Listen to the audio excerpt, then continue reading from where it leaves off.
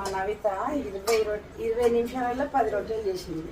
ఎంత పతలాగా వచ్చినాయి చూడండి, మెత్తగా. మన రొట్టె 2 3 4 5 6 7 8 9 10 11 రొట్టెలు అయినాయి.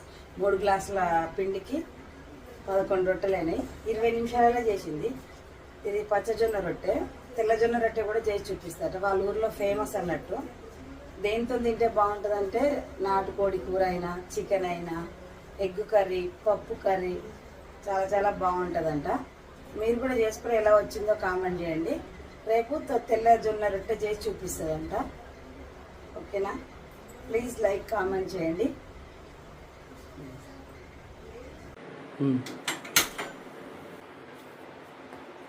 ఇలా రావాలి పిండి.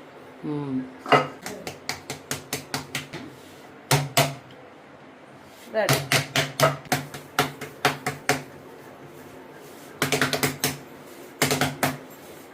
అంటే బాగుంటుంది కర్రీ. ఎగ్ అయినా, చికెన్ అయినా, ఏదైనా ఇట్లా మనం ఎక్కువసేపు వేడిగా ఉండాలంటే ప్రెస్ చేస్తూ ఇలా గోధుమ పిండి కన్నా కొంచెం మెత్తగా మనకి ఇలా ప్రెస్ చేస్తూ నేను